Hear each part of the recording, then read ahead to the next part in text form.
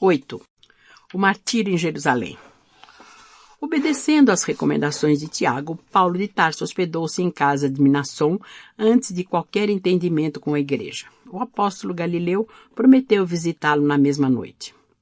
Pressentindo acontecimentos de importância naquela fase de sua existência, o ex-rabino aproveitou o dia traçando planos de trabalho para os discípulos mais diretos.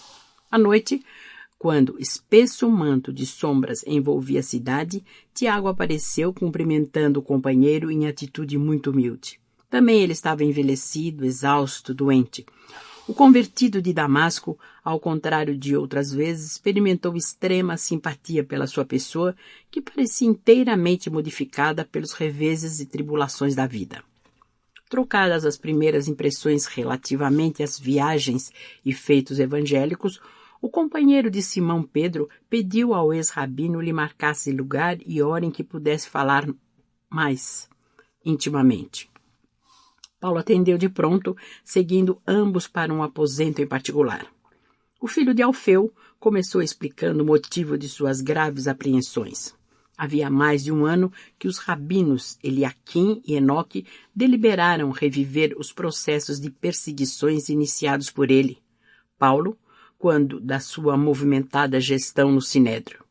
Alegaram que o antigo doutor incidira nos sortilégios e feitiçarias da espúria grey, comprometendo a causa do judaísmo, e não era justo continuar tolerando a situação tão somente porque o doutor Tarsense perdera razão no caminho de Damasco. A iniciativa ganhara enorme popularidade nos círculos religiosos de Jerusalém e o maior instituto legislativo da raça, o Sinédrio, aprovou as medidas propostas. Reconhecendo que a obra evangelizadora de Paulo produzia maravilhosos frutos de esperança em toda a parte, conforme as notícias incessantes de todas as sinagogas das regiões por ele percorridas, o grande tribunal começou por decretar a prisão do apóstolo dos gentios. Numerosos processos de perseguição individual, deixados a meio por Paulo de Tarso, quando de sua inesperada conversão, foram restaurados e, o que era mais grave, quando falecidos os réus, era a pena aplicada aos descendentes que assim eram torturados, humilhados, desonrados. O ex-rabino tudo ouvia calado, estupefato. Tiago prosseguia esclarecendo que tudo fizera por atenuar os rigores da situação. Mobilizara influências políticas ao seu alcance, conseguindo atenuar umas tantas sentenças mais iníquas. Não obstante, o banimento de Pedro procurou manter os serviços de assistência aos desvalidos, bem como a colônia de serviço fundada por inspiração do convertido de Damasco e na qual os convalescentes e desamparados encontravam precioso ambiente de atividade remunerada e pacífica. Depois de vários entendimentos com o Sinédrio, por intermédio de amigos influentes no judaísmo, teve a satisfação de abrandar o rigor das exigências a serem aplicadas no caso dele, Paulo. O ex-doutor de Tarso ficaria com liberdade de agir, poderia continuar propugnando suas convicções íntimas. Daria, porém, uma satisfação pública aos preconceitos de raça, atendendo aos quesitos que o Sinédrio lhe apresentaria, por intermédio de Tiago, que se mostrava seu amigo. O companheiro de Simão Pedro explicava que as exigências eram muito rigorosas a princípio, mas agora, à mercê de enormes esforços, cingiam-se a uma obrigação de somenos. Paulo de Tarso escutava-o extremamente sensibilizado. Dono de luminoso cabedal evangélico, entendia chegar o momento de testemunhar seu devotamento ao Mestre, justamente através do mesmo órgão de perseguição que a sua ignorância engendrara em outros tempos. Naqueles minutos rápidos, sutilizou a mnemônica e lobrigou os quadros terríveis de outrora. Velhos torturados em sua presença para sentir o prazer da apostasia cristã, com a repetição do voto de fidelidade eterna a Moisés. Mães de família arrancadas de seus lares obscuros, obrigadas a jurar pela antiga lei, que renegavam o carpinteiro de Nazaré, abominando a cruz do seu martírio e ignomínia. O os soluços daquelas mulheres humildes que abjuravam da fé porque se viam feridas no que possuíam de mais nobre, o instinto maternal, chegavam agora a seus ouvidos como brados de angústia, clamando resgates dolorosos. Todas as cenas antigas desdobravam-se-lhe na retina espiritual sem omissão do mais insignificante pormenor. Moços robustos, arrimos de família numerosas que saíam mutilados do cárcere, jovens que pediam vingança, crianças que reclamavam os pais encarcerados. Entestando as revocações encapeladas, passou ao quadro da morte horrível de Estevão com as pedradas e insultos do povo. Reviu Pedro e João, abatidos e humildes à barra do tribunal como se fossem malfeitores e criminosos. Agora, ali estava ele perante o filho de Alfeu, que nunca o compreendera de forma integral, a falar-lhe em nome do passado e em nome do Cristo, como a concitá-lo ao resgate de suas derradeiras dívidas angustiosas. Paulo de Tarso sentiu que uma lágrima lhe apontava nos olhos sem chegar a cair. Que espécie de tortura lhe estaria reservada? Quais as determinações da autoridade religiosa a que Tiago se referia com evidente interesse? Quando o companheiro de Simão fez uma pausa mais longa, o ex-rabino perguntou muito comovido: que pretendem eles de mim? O filho de Alfeu fixou nele os olhos serenos e explicou: depois de muito relutarem, os israelitas congregados em nossa igreja vão pedir-te apenas que pagues as despesas de 4 homens pobres que fizeram votos de Nazireu, comparecendo com eles no templo durante 7 dias consecutivos, para que todo o povo possa ver que continuas bom judeu e leal filho de Abraão. À primeira vista, a demonstração poderá parecer pueril, entretanto, colima, como vês, satisfazer a vaidade farisaica. O ex-rabino fez um gesto muito seu, quando contrariado, e replicou: pensei que o sinédrio ia exigir minha morte.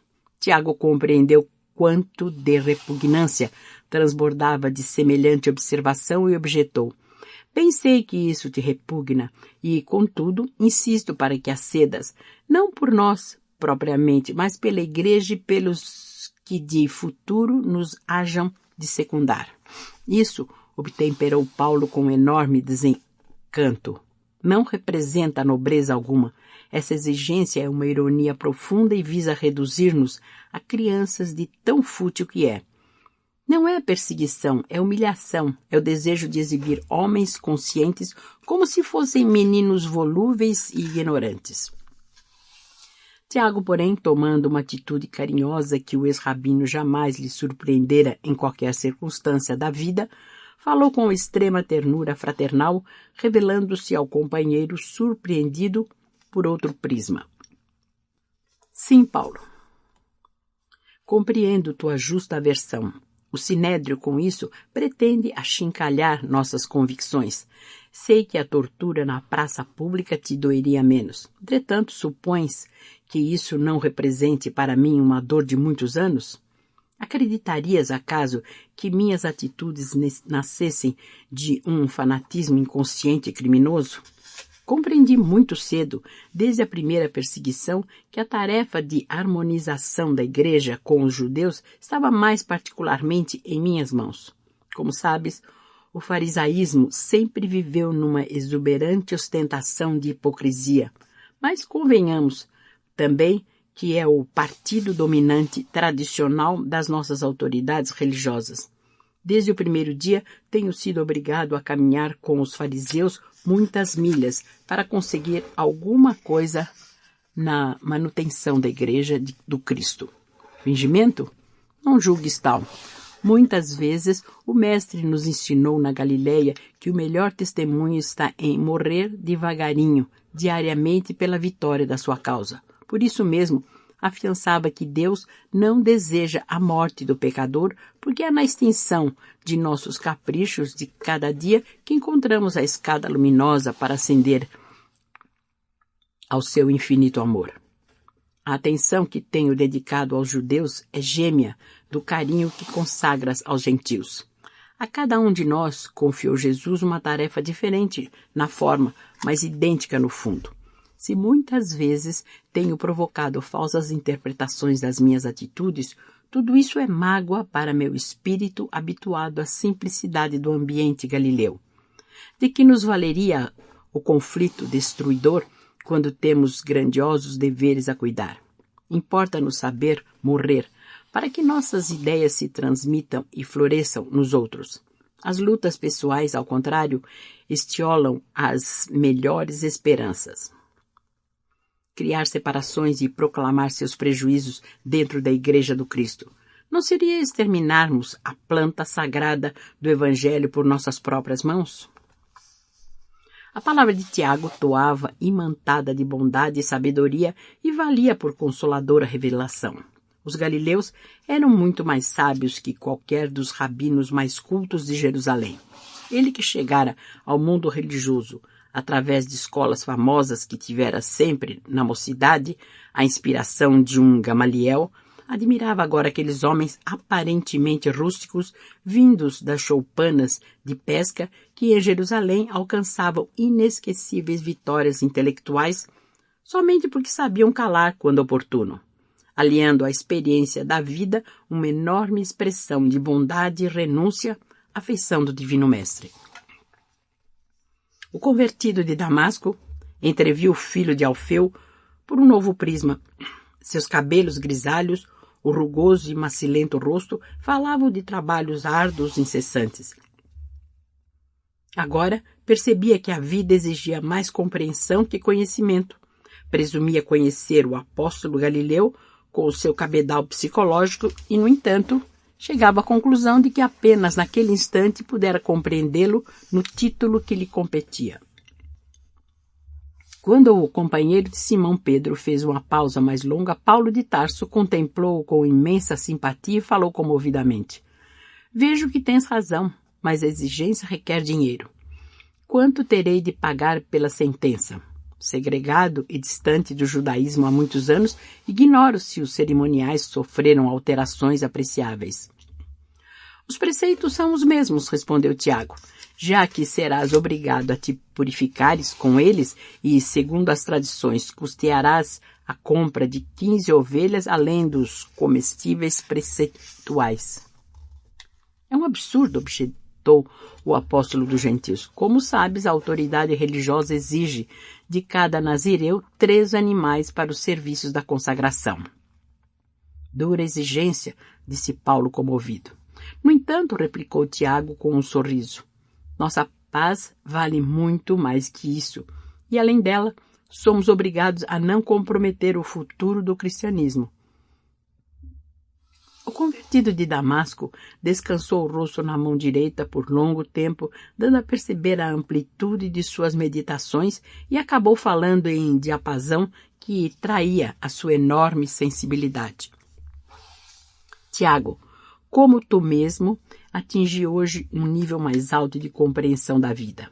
Entendo melhor os teus argumentos. A existência humana é bem uma ascensão das trevas para a luz. A juventude, a presunção de autoridade, a centralização de nossa esfera pessoal acarretam muitas ilusões, laivando de sombras as coisas mais santas. Assiste-me o dever de curvar-me às exigências do judaísmo, consequentes de uma perseguição por mim próprio iniciada em outros tempos." Deteve-se, evidenciando dificuldade para confessar-se plenamente, mas tomando uma atitude mais humilde como quem não encontra outro recurso, prosseguiu quase tímido. "Nas minhas lutas nunca me presumi vítima, considerando-me sempre como antagonista do mal. Só Jesus, em sua pureza e amor imaculados, podia alegar a condição de anjo vitimado por nossa maldade sombria. Quanto a mim, por mais que me apedrejassem e ferissem, sempre julguei que era muito pouco em relação ao que me competia sofrer nos justos testemunhos. Agora, porém, Tiago, estou preocupado com um pequenino obstáculo. Como não ignoras, tenho vivido absolutamente do meu trabalho de tecelão e presentemente não disponho de dinheiro com que possa prover as despesas em perspectiva. Seria a primeira vez que houvesse de recorrer à bolsa alheia. quando a solução do assunto depende exclusivamente de mim. Suas palavras demonstravam acanhamento aliado à tristeza, comumente experimentada nos dias de humilhação e de infortúnio. Ante aquela expressão de renúncia, Tiago, num movimento de grande espontaneidade, tomou-lhe a mão e beijou-a, murmurando: "Não te aflijas. Sabemos, em Jerusalém, da extensão de teus esforços pessoais e não seria razoável que a igreja se desinteressasse dessas imposições que se não justificam. Nossa instituição pagará todas as despesas. Não é pouco concordares com o sacrifício." Conversaram ainda longo tempo com relação aos problemas interessantes à propaganda evangélica e no dia seguinte Paulo e os companheiros compareceram na igreja de Jerusalém, recebidos por Tiago, acompanhado de todos os anciães judeus, simpatizantes do Cristo e seguidores de Moisés, congregados para ouvi-lo. A reunião começou com um rigoroso cerimonial, percebendo o ex-rabino a extensão das influências farisaicas no instituto que se destinava à sementeira luminosa do Divino Mestre. Seus companheiros, acostumados à independência do Evangelho, não conseguiram ocultar a surpresa. Mas com um gesto, o convertido de Damasco fez que todos permanecessem silenciosos. Convidado a explicar-se, o ex-rabino leu um longo relatório de suas atividades junto dos gentios, havendo-se com muita ponderação e inexcedível prudência. Os judeus, que contudo pareciam definitivamente instalados na igreja, mantendo as velhas atitudes dos mestres de Israel, pelo seu vogal Cainã, formularam ao ex-doutor conselhos e censuras. Alegaram que também eram cristãos mais rigorosos, observadores da lei antiga, que Paulo não deveria trabalhar contra a circuncisão e lhe cumpria dar ampla satisfação de seus atos. Com profunda admiração dos companheiros, o ex-rabino mantinha-se calado, recebendo as objurgatórias e repreensões com imprevista serenidade. Por fim, Cainã fez a proposta a que Tiago se referira na véspera. A fim de satisfazer a exigência do Sinédrio, o tecelão de Tarso deveria purificar-se no templo com 4 judeus paupérrimos que haviam feito voto de nazireus, ficando o apóstolo dos gentios obrigado a custear todas as despesas. Os amigos de Paulo surpreenderam-se ainda mais quando o viram levantar-se na assembleia, preconceituosa, e confessar-se pronto a atender à intimação. O representante dos anciãos discorreu ainda, pedante e demoradamente, sobre os preceitos da raça, ouvido por Paulo com beatífica paciência. Regressando à casa de Mnasson, o ex-rabino procurou informar os companheiros das razões da sua atitude. Habituados a acatar-lhe as decisões confiadamente, dispensaram-se de perguntas quiçá supérfluas, mas desejavam acompanhar o apóstolo ao templo de Jerusalém para experimentarem alguma coisa da sua renúncia sincera com relação ao futuro do evangelismo. Paulo frisou a conveniência de seguir só, mas Trófimo, que ainda se demorava alguns dias em Jerusalém antes de regressar a Antioquia, insistiu e conseguiu que o apóstolo lhe aceitasse a companhia. O comparecimento de Paulo de Tarso no templo, acompanhando 4 irmãos de raça em mísero estado de pobreza, a fim de com eles purificar-se e pagar-lhes as despesas do voto, causou enorme sensação em todos os círculos do farisaísmo. Acenderam-se discussões violentas e rudes. Assim que viu o ex-rabino humilhado, o Sinédrio pretendia impor sentenças novas. Já não lhe bastavam as imposições anteriores. No segundo dia da santificação, o movimento popular crescera no templo em proporções assustadoras. Todos queriam ver o célebre doutor que enlouquecera às portas de Damasco devido ao sortilégio dos galileus. Paulo observava a efervescência do cenário em torno da sua personalidade e pedia a Jesus não lhe faltasse com as energias suficientes. No terceiro dia, à falta de outro pretexto para a condenação maior, alguns doutores alegaram que Paulo tinha o atrevimento de se fazer acompanhar aos lugares sagrados por um homem de origem grega estranho às tradições israelitas. Trófimo nascera em Antioquia, de pais gregos, tendo vivido muitos anos em Éfeso. Entretanto, apesar do sangue que lhe corria nas veias, conhecia os preceitos do judaísmo e portava-se nos recintos consagrados ao culto com inexcedível respeito. As autoridades, contudo, não quiseram ponderar tais particularidades. Era preciso condenar Paulo de Tarso novamente. Haviam de fazê-lo a qualquer preço. O ex-rabino percebeu a trama que se delineava e rogou ao discípulo não mais o acompanhasse ao Monte Moriá, onde se processavam os serviços religiosos. O ódio farisaico, porém, continuava a fermentar. Na véspera do último dia da purificação judaica, o convertido de Damasco compareceu às cerimônias com a mesma humildade. Logo, porém, que se colocou em posição de orar ao lado dos companheiros, alguns exaltados o cercaram com expressões e atitudes ameaçadoras. "Morte ao desertor, pedras à traição", gritou uma voz estentórica, abalando o recinto. Paulo teve a impressão de que esses brados eram a senha para maiores violências, porque imediatamente estourou uma gritaria infernal.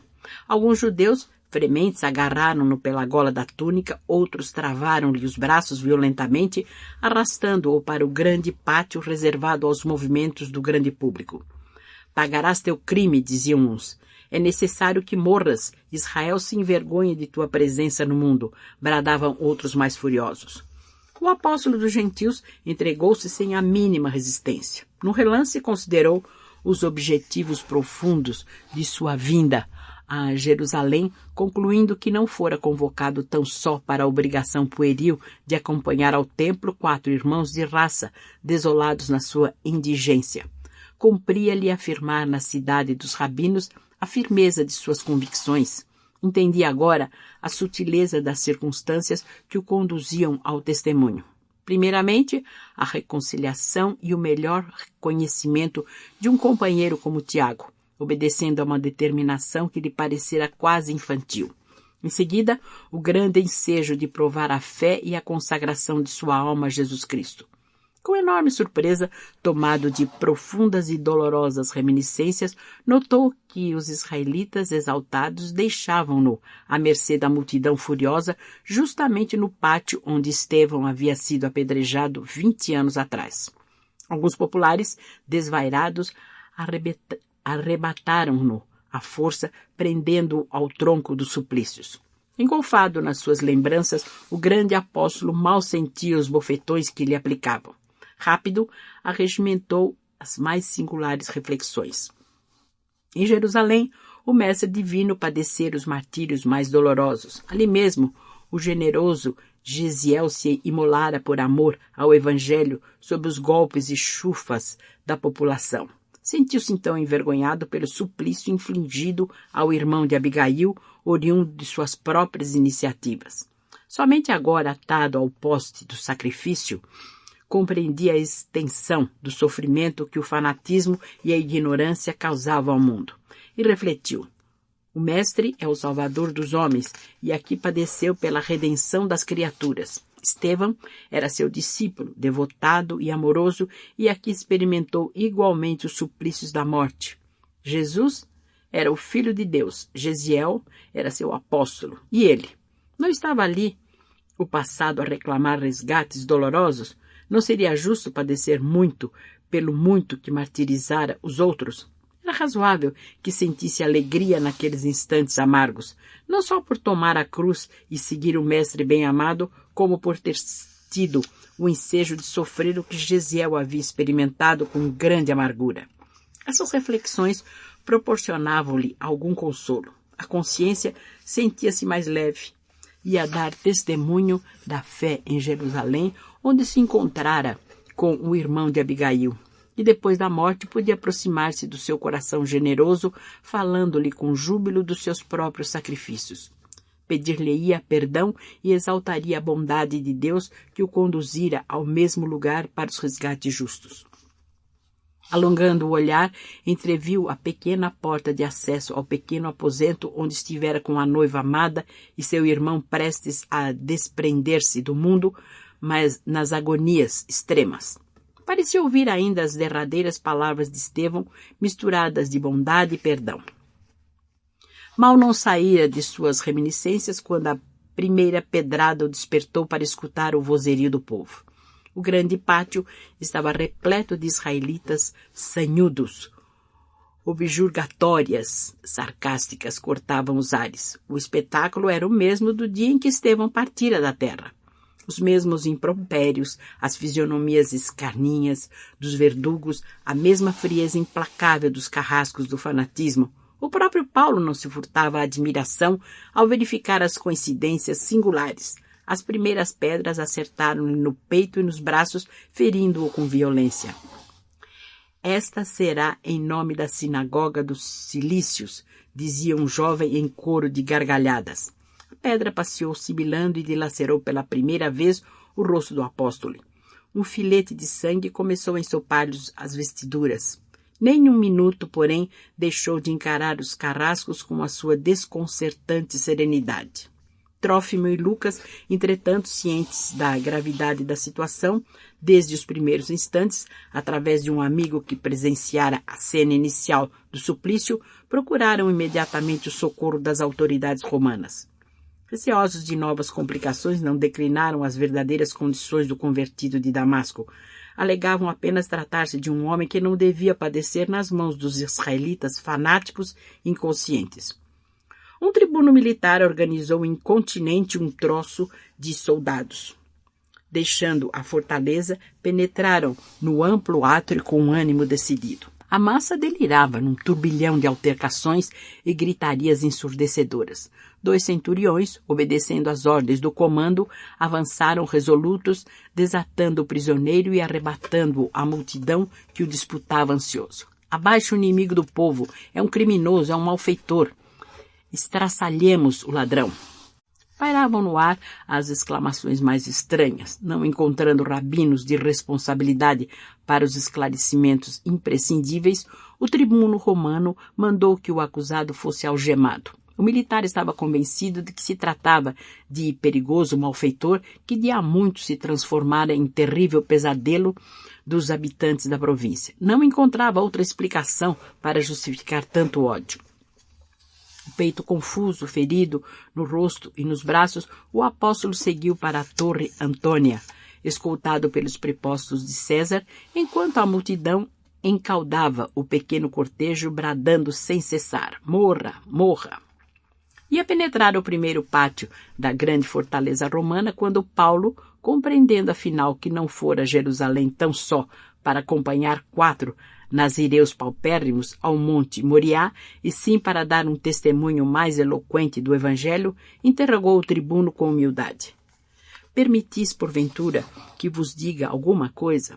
Percebendo-lhe as maneiras distintas, a nobre inflexão da palavra em puro grego, o chefe da corte replicou muito admirado: "Não és tu o bandido egípcio que algum tempo organizou a malta de ladrões que devastam essas paragens?" "Não sou ladrão", respondeu Paulo, parecendo uma figura estranha em vista do sangue que lhe cobria o rosto e a túnica singela.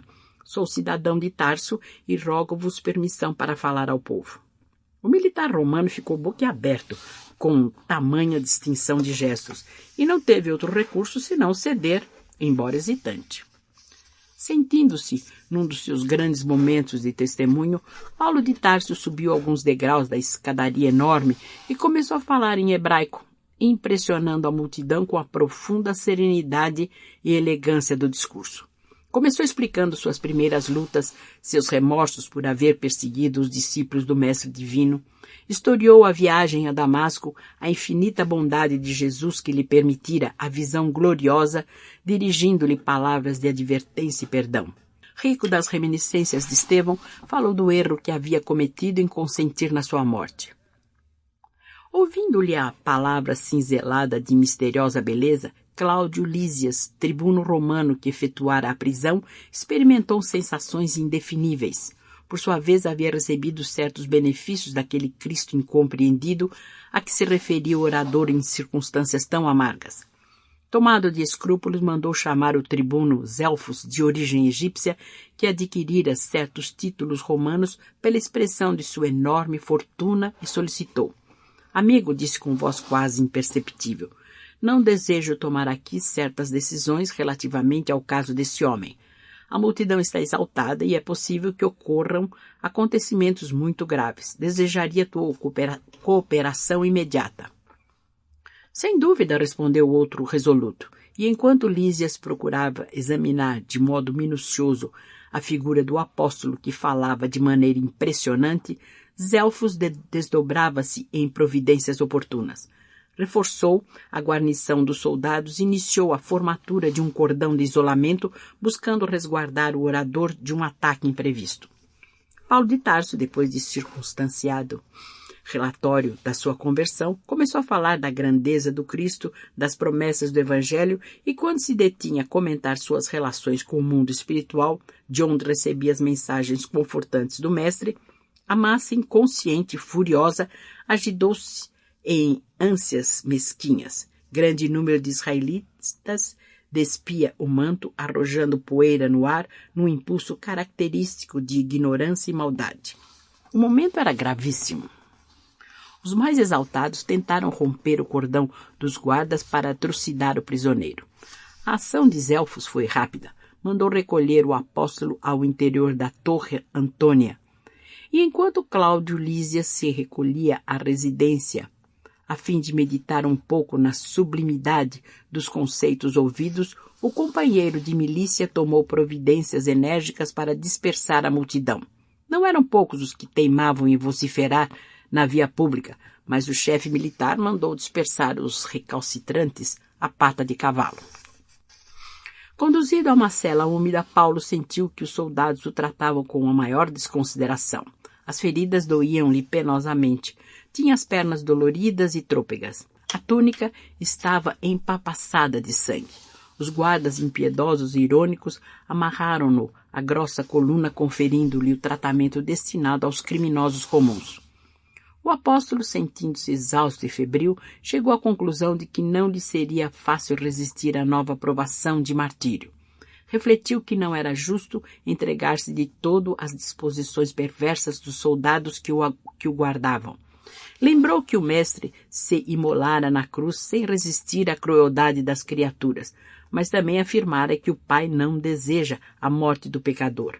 Não podia alimentar a presunção de entregar-se como Jesus, porque somente ele possuía bastante amor para constituir-se enviado do Todo-Poderoso. E como se reconhecia pecador convertido ao Evangelho, era justo o desejo de trabalhar até ao último dia de suas possibilidades na terra, em favor dos irmãos, em humanidade e em benefício da própria iluminação espiritual. Recordou a prudência que Pedro e Tiago sempre testemunharam para que as tarefas a eles confiadas não sofressem prejuízos injustificáveis, e verificando as suas escassas probabilidades de resistência física, naquela hora inesquecível gritou aos soldados: prendeste-me a coluna reservada aos criminosos, quando não podeis imputar-me falta alguma. Vejo agora que preparais açoites para a flagelação, quando já me encontro banhado em sangue, no suplício imposto pela turba inconsciente. Um dos guardas, um tanto irônico, procurou cortar-lhe a palavra e sentenciou: ora esta, não sois um apóstolo do Cristo? Consta que teu mestre morreu na cruz caladinho e por fim ainda pediu perdão para os algozes, alegando que ignoravam o que faziam. Os companheiros do engraçado romperam em gargalhadas estrídulas. Paulo de Tarso, entretanto, evidenciando toda a nobreza do coração, no fulgor do olhar, replicou sem hesitação: sim, rodeado pelo povo ignorante e inconsciente no dia do Calvário, Jesus pediu a Deus perdoasse as trevas de espírito em que se submergia a multidão que lhe levantara o madeiro de ignomínia. Mas os agentes do governo imperial não podem ser a turba que desconhece os próprios atos. Os soldados de César devem saber o que fazem, porque se ignorais as leis para cuja execução recebeis soldo, seria mais justo abandonardes o posto. Os guardas ficaram imóveis, tomados de assombro. Paulo, entretanto, continuou em voz firme: quanto a mim, pergunto-vos, será lícito açoitardes um cidadão romano antes de condenado? O centurião que presidiu os serviços da flagelação suspendeu os primeiros dispositivos. Zelfos foi chamado com espanto. Ciente do ocorrido, o tribuno interrogou o apóstolo sumamente admirado. Dize-me, és de fato romano? Sim. Ante a firmeza da resposta, Zelfos achou razoável modificar o tratamento do prisioneiro. Receoso de complicações, ordenou que o ex-rabino fosse retirado do tronco, permitindo-lhe ficar à vontade no acanhado âmbito da cela. Somente então, Paulo de Tarso conseguiu algum repouso num leito duro, recebendo uma bilha de água trazida com mais respeito e consideração. Saciou a sede intensa e dormiu, apesar das feridas sangrentas e dolorosas. Zelfos, contudo, não estava tranquilo. Desconhecia por completo a condição do acusado. Temendo complicações prejudiciais para sua posição, aliás, invejável do ponto de vista político, procurou avistar-se com o tribuno Cláudio Lísias, esclarecendo o motivo de sua preocupação. O outro murmurou. Isso me surpreende, porque a mim afirmou que era judeu natural de Tarso da Cilícia. Zelfos explicou então que tinha dificuldade para discernir a causa, concluindo: pelo que dizes, ele pareceu-me antes um mentiroso vulgar. Isso não, exclamou Lísias, naturalmente possuirá títulos de cidadania do império e agiu por motivos que não estamos habilitados a apreciar. Percebendo que o amigo se irritara intimamente com as suas primeiras alegações, Zelfos apressou-se a corrigir. Teus conceitos são justos. Tenho de emiti-los em consciência, acrescentou Lísias bem inspirado, porque este homem, desconhecido para nós ambos, falou de problemas muito sérios. Zelfos pensou um instante e ponderou. Considerando tudo isso, proponho seja apresentado amanhã ao Sinédrio. Julgo que somente assim poderemos encontrar uma fórmula capaz de resolver o assunto. Cláudio Lísias recebeu o alvitre com displicência. No íntimo sentia-se mais propenso a patronar a defesa do apóstolo. Sua palavra inflamada de fé impressionara-o vivamente. Em breves, rápidos momentos de meditação, analisou todos os lances pró e contra uma atuação dessa natureza. Subtrair o acusado à perseguição dos mais exaltados era uma ação justa, mas disputar com o Sinédrio era uma atitude que reclamava mais prudência. Conhecia os judeus muito de perto e por mais de uma vez experimentara o grau de suas paixões e caprichos. Compreendendo igualmente que não deveria despertar qualquer suspeita do colega com relação às suas crenças religiosas, fez um gesto afirmativo e declarou: concordo com o alvitre. Amanhã entregá-lo-emos aos juízes competentes em matéria de fé. Poderás deixar isso a meu cargo, porque o prisioneiro será acompanhado de escolta que o garanta contra qualquer violência. E assim foi. Na manhã seguinte, o mais alto tribunal dos israelitas foi notificado pelo tribuno Cláudio Lísias de que o pregador do evangelho compareceria perante os juízes para os inquéritos necessários, às primeiras horas da tarde. As autoridades do Sinédrio experimentaram enorme regozijo. Iam enfim rever o desertor da lei face a face. A notícia foi espalhada com invulgar rapidez. Paulo, por sua vez, na solidão do cárcere, sentia-se felicitado com uma grande surpresa naquela manhã de sombrias perspectivas. É que, com permissão do tribuno, uma velha senhora e seu filho, ainda jovem, penetravam na cela a fim de visitá-lo. Era sua irmã Dalila, com o sobrinho Estefânio, que conseguiram, depois de muito esforço, permissão para uma entrevista ligeira. O apóstolo abraçou a nobre senhora com lágrimas de emoção. Ela estava alquebrada, envelhecida. O jovem Estefânio tomou as mãos do tio e beijou-as com veneração e ternura. Dalila falou das saudades longas, recordou episódios familiares com a poesia do coração feminino e o ex-doutor de Jerusalém recebia todas as notícias boas e más com imperturbável serenidade, como se procedessem de um mundo muito diferente do seu. Buscou, entretanto, confortar a irmã que, a uma reminiscência mais dolorosa, se desfazia em prantos. Paulo historiou sucintamente as suas viagens, lutas, obstáculos dos caminhos palmilhados por amor de Jesus.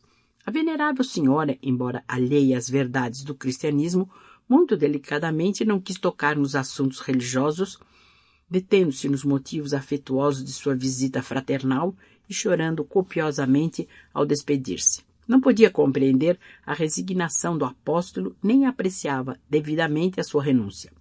Lastimava-lhe intimamente a sorte e, no fundo, tal como a maioria dos compatriotas, desdenhava aquele Jesus que não oferecia aos discípulos senão cruzes e sofrimentos. Paulo de Tarso, todavia, experimentara grande conforto com a sua presença, sobretudo a inteligência e a vivacidade de Estefânio, na ligeira palestra mantida, proporcionavam-lhe enormes esperanças no futuro espiritual do sobrinho. Ainda repassava na mente essa grata impressão quando a numerosa escolta se postava junto à cela para acompanhá-lo ao sinédrio no momento oportuno. Logo após o meio-dia, compareceu à barra do tribunal e percebeu de pronto que o cenáculo dos grandes doutores de Jerusalém vivia um dos seus grandes dias, repleto de compacta massa popular. Sua presença provocava um aluvião de comentários. Todos queriam ver, conhecer o trânsfuga da lei, o doutor que repudiara e deprimira os títulos sagrados. Sobremaneira comovido, o apóstolo lembrou ainda uma vez a figura de Estevão. Competia-lhe agora dar igualmente o testemunho do Evangelho de verdade e redenção. A agitação do sinédrio dava-lhe a mesma tonalidade dos tempos ali vividos. Ali, precisamente, infligira as mais duras humilhações ao irmão de Abigail e aos prosélitos de Jesus. Era justo, portanto, esperar agora acerbos e remissores sofrimentos. Depois, para acúmulo de amargura, a singular coincidência. O sumo sacerdote que presidia o feito chamava-se também Ananias. Acaso? Ironia do destino? Tal como se verificou com Gesiel lido e o libelo acusatório, deram a palavra ao apóstolo para defender-se em atenção às prerrogativas do nascimento. Paulo entrou a justificar-se sumamente respeitoso. Risos abafados, não raro, quebravam o silêncio ambiente a indiciarem a termometria sarcasticamente hostil do auditório. Quando a sua altiloquente oratória começou a impressionar pela fidelidade do testemunho cristão, o sumo sacerdote lhe impôs silêncio e vociferou enfático. Um filho de Israel, ainda que portador de títulos romanos, quando desrespeite as tradições desta casa com afirmativas injuriosas à memória dos profetas, torna-se passível de severas reprimendas. O acusado parece ignorar o dever de explicar-se convenientemente para tresvariar em conceitos sibilinos próprios da sua desregrada e criminosa obsessão pelo carpinteiro revolucionário de Nazaré. Minha autoridade não permite abusos nos lugares santos. Determino, pois, que Paulo de Tarso seja ferido na boca em desafronta aos seus termos insultuosos. O apóstolo endereçou-lhe um olhar de serenidade indizível e replicou: Sacerdote, vigiai o coração para não incidirdes em repressões injustas. Os homens como vós são como as paredes branqueadas dos sepulcros, mas não deveis ignorar que também sereis ferido pela justiça de Deus. Conheço de sobra as leis de que vos tornaste executor. Se aqui permaneceis para julgar, como e por que mandais ferir? Antes, porém, que pudesse prosseguir, um pequeno grupo de prepostos de Ananias avançou com açoites minúsculos, ferindo-o nos lábios. Ousas injuriar os sumos sacerdotes? Exclamavam fulos de cólera. Pagarás os insultos. As lambadas riscavam o rosto rugoso e venerando do ex-rabino sob os aplausos gerais. Vozes irônicas elevavam-se incessantes do seio da turba refesse. Uns pediam mais rigor, outros, estentóricos, reclamavam o apedrejamento. A serenidade do apóstolo dava pleno testemunho e mais acerrava os ânimos impulsivos e criminosos. Destacaram-se certos grupos de israelitas mais soezes e, cooperando com os verdugos, cuspiram-lhe no rosto. Generalizou-se o tumulto. Paulo tentou falar, explicar-se mais detalhadamente, mas a confusão era tal que nada se ouvia e ninguém se entendia. O sumo sacerdote permitira a desordem deliberadamente. Os elementos principais do sinédrio desejavam exterminar o ex-doutor a qualquer preço. O tribunal só se prestara ao julgamento de entremês porque havia percebido o interesse pessoal de Cláudio Lísias pelo prisioneiro. Não fora isso, Paulo de Tarso teria sido assassinado em Jerusalém para satisfazer aos sentimentos odiosos dos inimigos gratuitos da sua abençoada tarefa apostólica. Solicitado pelo tribuno presente à reunião memorável, Ananias conseguiu restabelecer a calma no ambiente. Depois de apelos desesperados, a assembleia emudeceu expectante.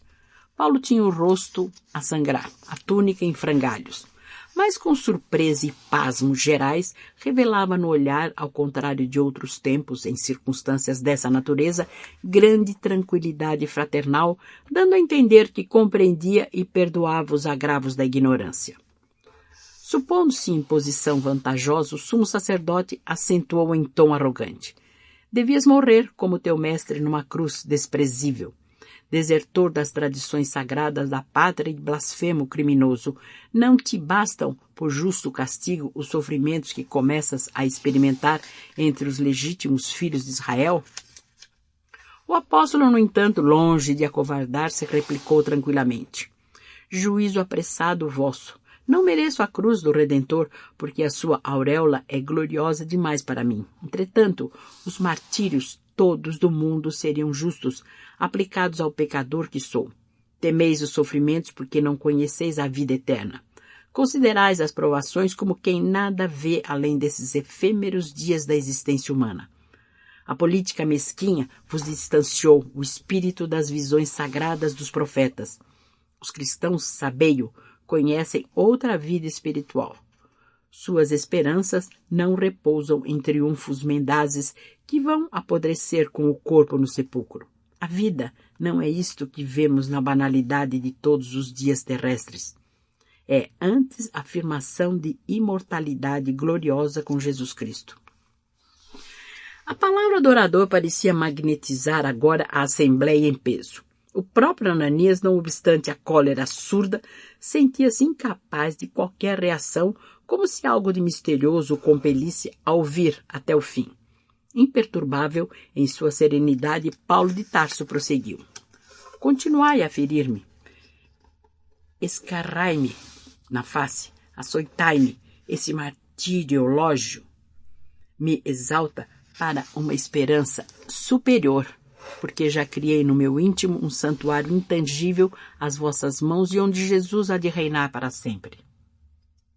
Que desejais? Continuou em voz firme com as vossas arruaças e perseguições. Afinal, onde o motivo para tantas lutas estéreis e destruidoras? Os cristãos trabalham, como fez Moisés, para a crença em Deus e em nossa gloriosa ressurreição. É inútil dividir, fomentar a discórdia, tentar empanar a verdade com as ilusões do mundo. O Evangelho do Cristo é o sol que ilumina as tradições e os fatos da antiga lei. Nesse interim, não obstante a estupefação de muitos, estabeleceu-se nova balbúrdia. Os saduceus atiraram-se contra os fariseus com gestos e apóstrofes delirantes. Em vão, o sumo sacerdote procurava acalmar os ânimos. Um grupo mais exaltado tentava aproximar-se do ex-rabino disposto a estrangulá-lo. Foi aí que Cláudio Lísias, apelando para os soldados, fez-se ouvir na assembleia, ameaçando os contendores. Surpreendidos com o fato insólito, porquanto os romanos jamais procuravam intervir em assuntos religiosos da raça, os trêfegos israelitas submeteram-se imediatamente. O tribuno dirigiu-se então a Ananias e reclamou o encerramento dos trabalhos, declarando que o prisioneiro voltaria ao cárcere da Torre Antônia até que os judeus resolvessem ventilar o caso com mais critério e serenidade. As autoridades do Sinédrio não disfarçaram seu enorme espanto, mas como o governador da província continuava em Cesareia, não seria razoável desatender ao seu preposto em Jerusalém. Antes que se verificassem novos tumultos, Ananias declarou que o julgamento de Paulo de Tarso, consoante a ordem recebida, prosseguiria na próxima sessão do tribunal, a realizar-se dali a 3 dias. Os guardas se retiraram, o prisioneiro com grande cautela, enquanto os israelitas mais iminentes buscavam conter os protestos isolados dos que acusavam Cláudio Lísias de parcial e simpatizante, do novo credo.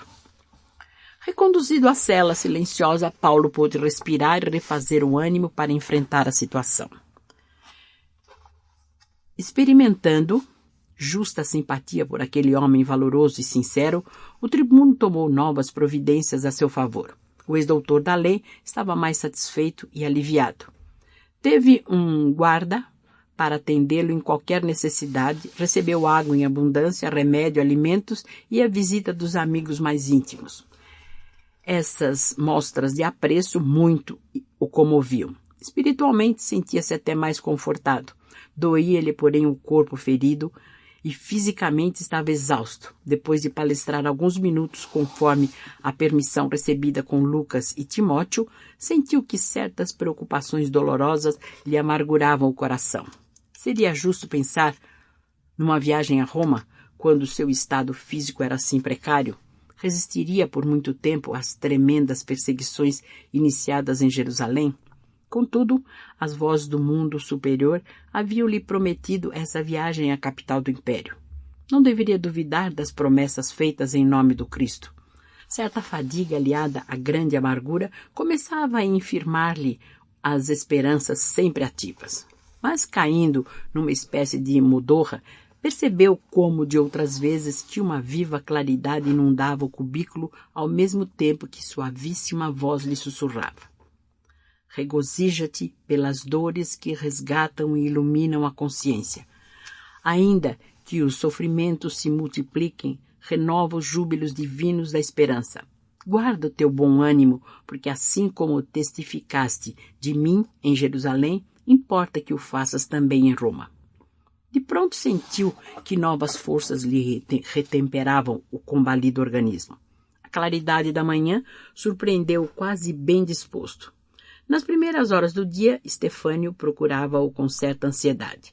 Recebido com afetuoso interesse, o rapaz informou o tio dos graves projetos que se tramavam na sombra. Os judeus haviam jurado exterminar o convertido de Damasco, ainda que para isso houvessem de assassinar o próprio Cláudio Lísias. O ambiente no Sinédrio era de atividades odiosas. Projetava-se matar o pregador da gentilidade à plena luz do dia na próxima sessão do tribunal. Mais de 40 comparsas dos mais fanáticos haviam prometido solenemente a consecução do sinistro desígnio. Paulo tudo ouviu e, calmamente chamando o guarda, disse-lhe: peço-te conduzir este moço à presença do chefe dos tribunos para que o ouça sobre um assunto urgente. Assim, Estefânio foi levado a Cláudio Lísias, apresentando-lhe a denúncia. O arguto e nobre patrício, com o tato político que lhe caracterizava as decisões, prometeu examinar devidamente a questão sem deixar presumir a adoção de providências definitivas para burlar a conjura. Agradecendo a comunicação, recomendou ao jovem o máximo cuidado nos comentários da situação, a fim de não exacerbar maiormente os ânimos partidários. Na solidão de seu gabinete, o tribuno romano pensou seriamente naquelas perspectivas sombrias. O Sinédrio, na sua capacidade de intrigar, poderia promover manifestações do povo sempre versátil e agressivo.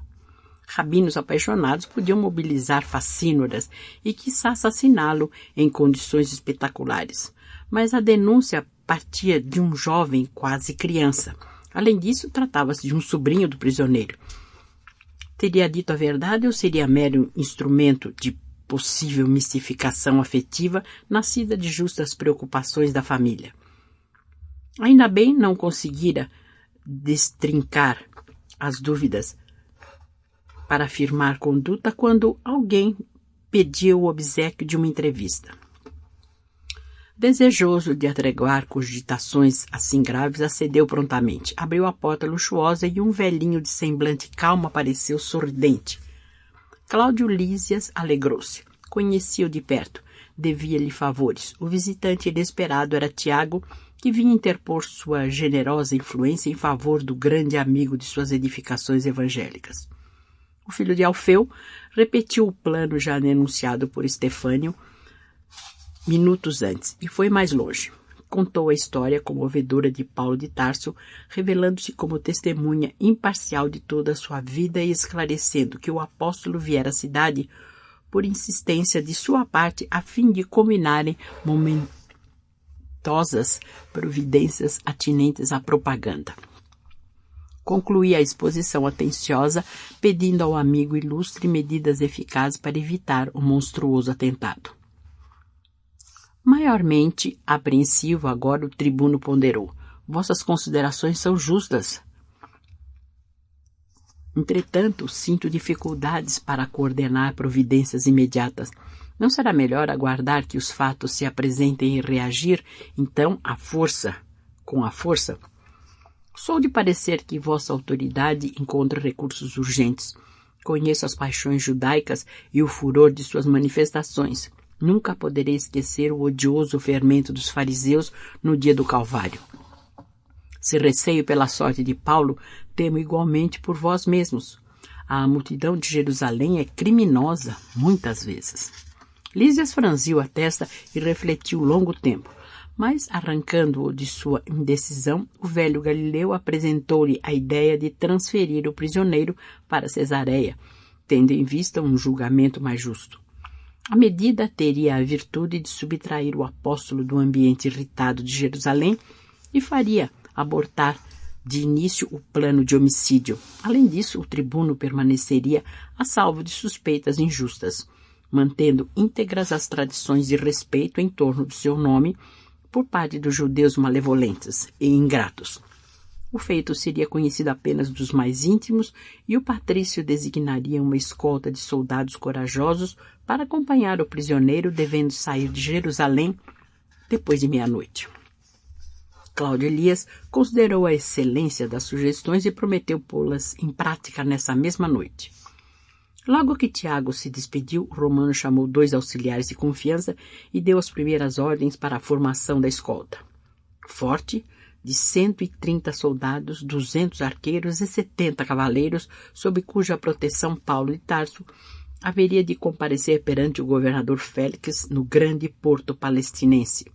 Os prepostos, atendendo às instruções recebidas, reservaram para o prisioneiro uma das melhores montarias. Alta noite, Paulo de Tarso foi chamado com grande surpresa.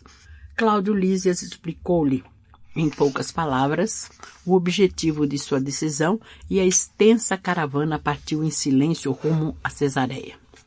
Dado o caráter secreto das providências tomadas, a viagem correu sem incidentes dignos de menção. Apenas muitas horas depois partiam da Torre Antônia os respectivos informes, convencendo-se os judeus com grande desapontamento da inutilidade de quaisquer represálias. Em Cesareia, o governador recebeu a expedição com enorme espanto. Conhecia o renome de Paulo e não era estranho às lutas que sustentava com os irmãos de raça, mas aquela caravana de 400 homens armados para proteger um preso era de causar admiração. Depois do primeiro interrogatório, o preposto máximo do império na província sentenciou: atento à origem judaica do acusado, nada posso julgar sem ouvir o órgão competente de Jerusalém. E mandou que o sinédrio se fizesse representar na sede do governo com a maior urgência. Os israelitas estavam sumamente satisfeitos com a ordem. Consequentemente, 5 dias depois da remoção do apóstolo, o próprio Ananias fizera questão de chefiar o conjunto de autoridades do Sinédrio e do Templo que acorreram a Cesareia com os projetos mais estranhos relativamente à situação do adversário. Os velhos rabinos, conhecendo o poder da lógica e a formosura da palavra do ex-doutor de Tarso, fizeram-se acompanhar de Tértulo, uma das mais notáveis mentalidades que cooperavam no colendo sodalício.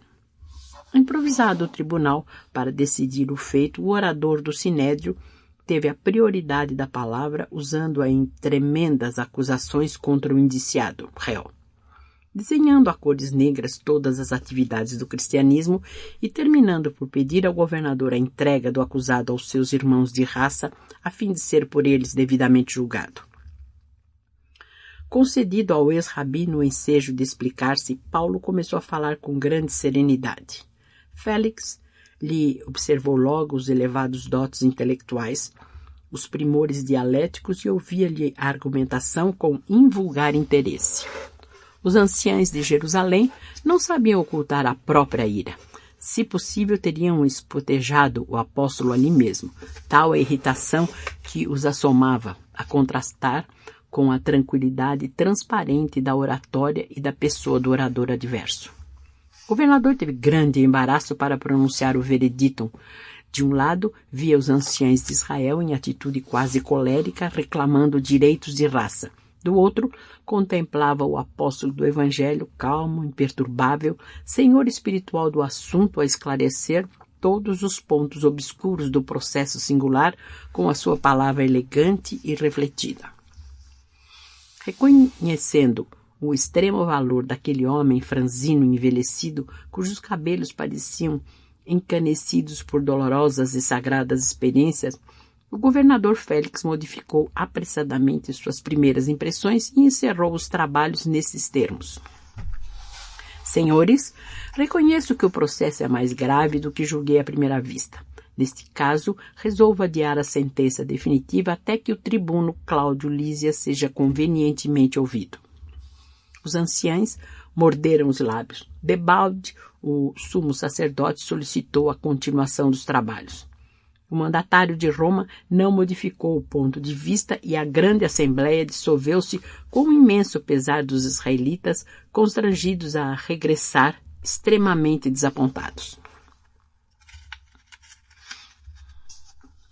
Félix, entretanto, passou a considerar o prisioneiro com maior deferência. No dia seguinte foi visitá-lo, concedendo-lhe permissão para receber os amigos na sala do expediente. Depreendendo que Paulo gozava de grande prestígio entre e perante todos os seguidores da doutrina do profeta Nazareno, imaginou desde logo tirar algum proveito da situação. Cada vez que o visitava, surpreendia-lhe maior acuidade mental. A interessá-lo pela sua palestra viva e palpitante de observações sábias no conceito e na experiência da vida. Certo dia o governador abordou jeitosamente o prisma dos interesses pessoais, insinuando-lhe a vantagem de sua libertação, de maneira a atender às aspirações da comunidade cristã a quem prestava tanto relevo. Paulo, porém, observou resoluto: não sou tanto de vossa opinião. Sempre considerei que a primeira virtude do cristão é estar pronto para obedecer à vontade de Deus em qualquer parte. Certo, não estou detido à revelia de sua assistência e proteção, e desta forma acredito que Jesus julga melhor conservar-me prisioneiro nos dias que correm. Servi-lo-ei, pois, como se estivesse em plena liberdade de corpo. Entretanto, continuou Félix, sem coragem para ferir diretamente o ponto, vossa independência não seria coisa muito difícil. Como assim? Não tendes amigos ricos e influentes em todos os recantos provinciais? Interrogou o preposto governamental de maneira ambígua. Que desejais dizer com isso? Perguntou o apóstolo por sua vez. Creio que se conseguisseis o dinheiro suficiente para atender aos interesses pessoais de quantos hajam de funcionar no processo, estarias completamente livre da ação da justiça dentro de poucos dias. Paulo compreendeu as insinuações mal veladas e nobremente revidou. Percebo agora. Falais de uma justiça condicionada ao capricho criminoso dos homens. Essa justiça não me interessa. Ser-me-á preferível conhecer a morte no cárcere a servir de obstáculo à redenção espiritual do mais humilde dos funcionários de Cesareia.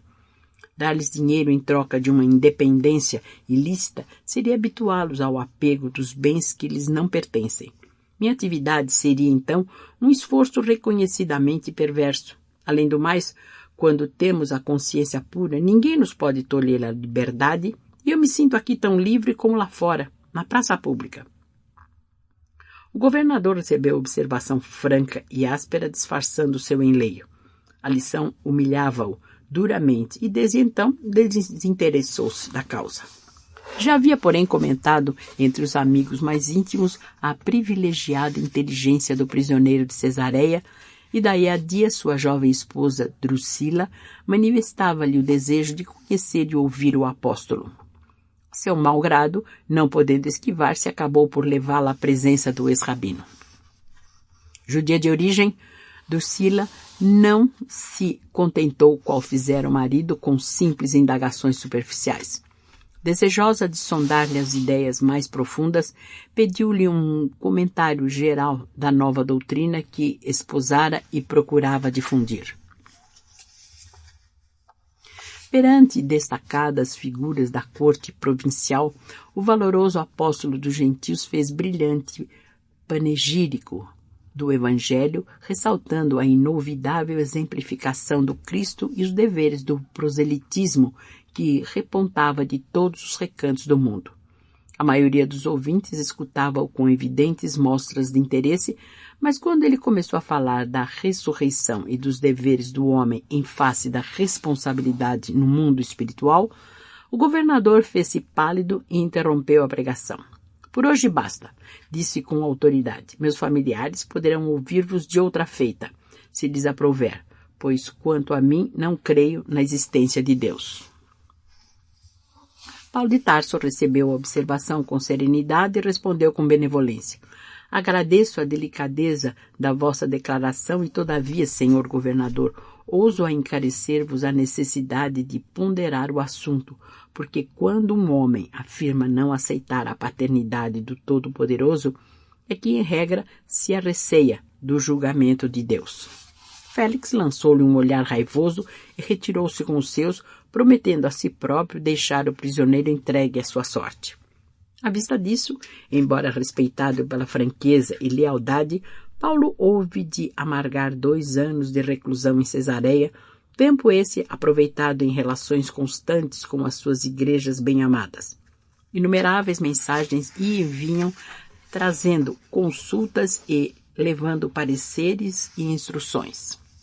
A esse tempo, o ex-doutor de Jerusalém chamou a atenção de Lucas para o velho projeto de escrever uma biografia de Jesus. Valendo-se das informações de Maria, lamentou não poder ir a Éfeso, incumbindo-o desse trabalho que reputava de capital importância para os adeptos do cristianismo. O médico amigo satisfez-lhe integralmente o desejo, legando à posteridade o precioso relato da vida do mestre, rico de luzes e esperanças divinas. Terminadas as anotações evangélicas, o espírito dinâmico do apóstolo da gentilidade encareceu a necessidade de um trabalho que fixasse as atividades apostólicas logo após a partida do Cristo, para que o mundo conhecesse as gloriosas revelações do Pentecostes, e assim se originou o magnífico relatório de Lucas, que é Atos dos Apóstolos. Não obstante a condição de prisioneiro, o convertido de Damasco não relaxou o trabalho um só dia, valendo-se de todos os recursos ao seu alcance em favor da difusão da Boa Nova. O tempo corria célere. Os israelitas, no entanto, nunca desistiram do primitivo plano de eliminar o valoroso campeão das verdades do céu. O governador foi abordado várias vezes sobre a oportunidade de reenviar o encarcerado a Jerusalém. Entretanto, ao lembrar-se de Paulo, a consciência lhe vacilava. Além do que por si mesmo ouvira o tribuno Cláudio Lísias, que lhe falara do ex-rabino com indisfarçável respeito. Mas por medo dos poderes sobrenaturais atribuídos ao apóstolo, que por dedicação aos seus deveres de administrador, resistiu a todas as investidas dos judeus, mantendo-se firme no propósito de custodiar o acusado até que surgisse o ensejo de um julgamento mais ponderado. 2 anos de prisão contava a folha corrida do grande amigo dos gentios. Uma ordem imperial transferira Félix para a administração de outra província. Sem esquecer a mágoa que a franqueza de Paulo lhe causara, fez questão de o abandonar à própria sorte. O novo governador, Pórcio Festo, chegou a Cesareia em meio de ruidosas manifestações populares. Jerusalém não poderia esquivar-se às homenagens políticas e, tão logo assumir o poder, o ilustre patrício foi visitar a grande cidade dos rabinos. O sinédrio aproveitou o ensejo para requisitar instantaneamente o velho inimigo de tantos anos. Um grupo de doutores da lei antiga buscou avistar-se cerimoniosamente com o generoso romano, solicitando a restituição do prisioneiro para julgamento do tribunal religioso.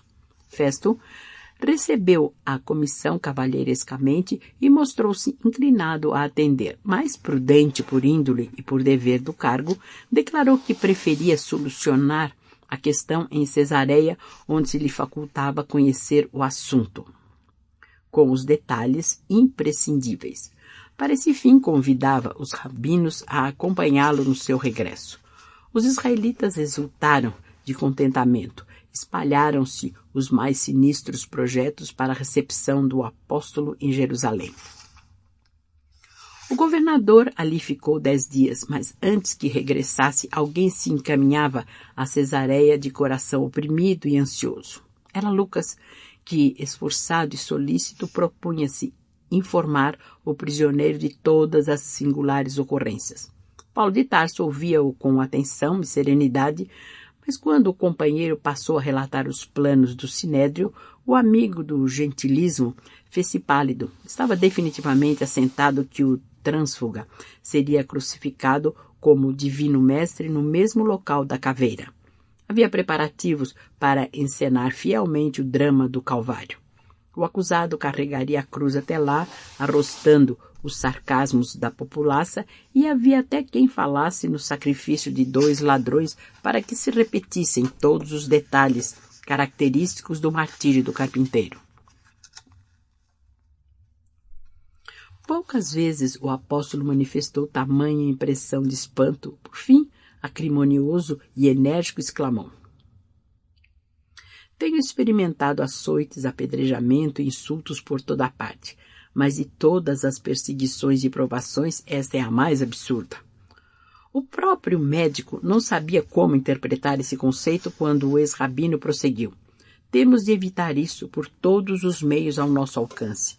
Como encarar essa deliberação extravagante de repetir a cena do Calvário?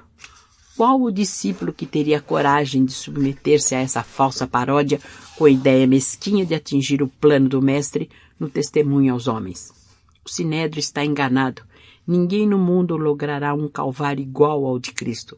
Sabemos que em Roma os cristãos começam a morrer no sacrifício, tomados por escravos misérrimos. Os poderes perversos do mundo desencadeiam a tempestade de ignomínias sobre a fronte dos seguidores do Evangelho. Se eu tiver de testificar de Jesus, falo-ei em Roma. Saberei morrer junto dos companheiros como um homem comum e pecador, mas não me submeterei ao papel de falso imitador do Messias prometido. Destarte, já que o processo vai ser novamente debatido pelo novo governador, apelarei para César. O médico fez um gesto de assombro. Como a maioria dos cristãos eminentes de todas as épocas, Lucas não conseguia compreender aquele gesto, interpretado à primeira vista como negativa do testemunho. Entretanto, objetou com certa hesitação, Jesus não recorreu para as altas autoridades no sacrifício da cruz, e eu receio que os discípulos não saibam interpretar tua atitude como convém. Discordo de ti, respondeu Paulo, resoluto. Se as comunidades cristãs não puderem compreender minha resolução, prefiro passar a seus olhos como pedante e desatento nesta hora singular de minha vida. Sou pecador e devo desprezar o elogio dos homens. Se me condenarem, não estarão em erro. Sou imperfeito e preciso testemunhar nessa condição verdadeira de minha vida. De outro modo, seria perturbar minha consciência provocando um falso apreço humano. Muito impressionado, Lucas guardou a lição inesquecível. 3 dias depois dessa entrevista, o governador regressava à sede do governo provincial, acompanhado de numeroso séquito de israelitas dispostos a conseguir a entrega do famoso prisioneiro. Pórcio Festo, com a serenidade que lhe marcava as atitudes políticas, procurou conhecer imediatamente a situação. Reviu o processo meticulosamente, inteirando-se dos títulos de cidadania romana do acusado de acordo com a legislação em vigor. E notando a insistência dos rabinos, que denotavam enorme ansiedade pela solução do assunto, convocou uma reunião para novo exame das declarações do acusado, no intuito de satisfazer a política regional de Jerusalém. O convertido de Damasco, ao quebrado de corpo, mas sempre revigorado de espírito, compareceu à Assembleia sob os olhares rancorosos dos irmãos de raça, que pleiteavam sua remoção a todo custo. O tribunal de Cesareia atraía grande multidão ansiosa de conhecer o novo julgamento. Discutiam os israelitas, os cristãos comentavam os debates em atitude defensiva. Mais de uma vez, Pórcio Festo foi obrigado a levantar a voz reclamando atenção e silêncio. Abertos os trabalhos da Assembleia Singular, o governador interrogou o acusado com uma energia cheia de nobreza. Paulo de Tarso, entretanto, respondeu a todas as arguições com a serenidade que lhe era peculiar. Não obstante a manifesta animosidade dos judeus, declarou que em nada os havia ofendido e não se recordava de qualquer ato de sua vida no qual houvesse atacado o templo de Jerusalém ou as leis de César. Festo percebeu que tratava com um espírito culto e eminente e que não seria tão fácil entregá-lo ao sinédrio, conforme julgara a princípio. Alguns rabinos haviam insistido para que ordenasse a remoção para Jerusalém pura e simplesmente a revelia de quaisquer preceitos legais. O governador não hesitaria, nesse particular, fazendo valer sua influência política, mas não quis praticar um ato arbitrário antes de conhecer as qualidades morais do homem focalizado pelas intrigas judaicas. No íntimo, considerava que, se tratasse de um personagem vulgar, poderia entregá-lo sem receio à autoridade tirânica do sinédrio, que, certo, o liquidaria. Mas outro tanto não aconteceria caso verificasse nobreza e inteligência no prisioneiro, porquanto, com o seu acurado senso político, não desejava adquirir um inimigo capaz de prejudicá-lo a qualquer tempo. Tendo reconhecido os altos dotes intelectuais e morais do apóstolo, modificou inteiramente a sua atitude. Passou logo a considerar com mais severidade um interlocutor, chegando à conclusão de que seria crime agir com parcialidade no feito. Além da cultura que o acusado exibia, tratava-se de um cidadão romano por títulos legitimamente adquiridos. Formulando novas conjecturas e com imensa surpresa para os representantes confiados do Sinédrio, Pórcio Festo perguntou ao prisioneiro se consentia em voltar a Jerusalém a fim de lá ser julgado perante ele próprio pelo tribunal religioso da sua raça. Paulo de Tarso, compreendendo a cilada dos israelitas, replicou tranquilamente, enchendo a assembleia de assombro. Senhor governador, estou diante do tribunal de César a fim de ser definitivamente julgado. Há mais de 2 anos espero a decisão de um processo que não posso compreender. Como sabeis, a ninguém ofendi. Minha prisão derivou tão só das intrigas religiosas de Jerusalém. Desafio neste particular o conceito dos mais exigentes. Se pratiquei algum ato indigno, peço eu mesma a sentença de morte. Convocado a novo julgamento, acreditei tivesseis a coragem necessária para romper com as aspirações inferiores do Sinédrio, fazendo justiça à vossa longanimidade de administrador consciencioso e reto. Continuo confiando na vossa autoridade, na vossa imparcialidade isenta de favor que ninguém poderá exigir dos vossos encargos honrosos e delicados. Examinai detidamente as acusações que me retêm no cárcere de Cesareia. Verificareis que nenhum poder providencial poderá entregar-me à tirania de Jerusalém. Reconhecendo essa valiosa circunstância e invocando meus títulos, embora creia sinceramente em vossas deliberações sábias e justas, apelo desde já para César. A atitude inesperada do apóstolo dos gentios provocou geral espanto. Pórcio Festo, muito pálido, engolfou-se em sérias cogitações.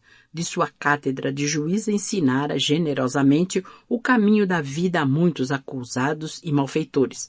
Entretanto, naquela hora inovidável de sua existência, encontrava um réu que lhe falava ao coração. A resposta de Paulo valia um programa de justiça e de ordem. Com imensa dificuldade, pediu o restabelecimento da calma no recinto. Os representantes do judaísmo discutiam acaloradamente entre si. Alguns cristãos, mais apressados, comentavam desfavoravelmente a atitude do apóstolo, apreciando-a superficialmente como se constituísse uma negação do testemunho. O governador reuniu à pressa o pequeno conselho dos rabinos mais influentes. Os doutores da lei antiga insistiram pela adoção de medidas mais enérgicas no pressuposto de que Paulo se modificaria com algumas bastonadas. Entretanto, sem desprezar a oportunidade de mais uma prestigiosa lição para sua vida pública, o governador cerrou ouvidos às intrigas de Jerusalém, afirmando que de modo algum podia transigir no cumprimento do dever, naquele significativo instante de sua vida. Desculpou-se, desapontado com os velhos políticos do Sinédrio e do Templo que o fixavam com olhos rancorosos e pronunciou as célebres palavras: apelaste para o César? Irás a César. Com essa antiga fórmula, ficaram encerrados os trabalhos do novo julgamento.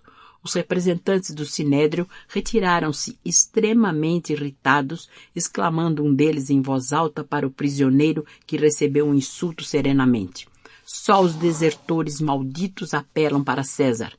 Vai-te para os gentios, indigno intrujão.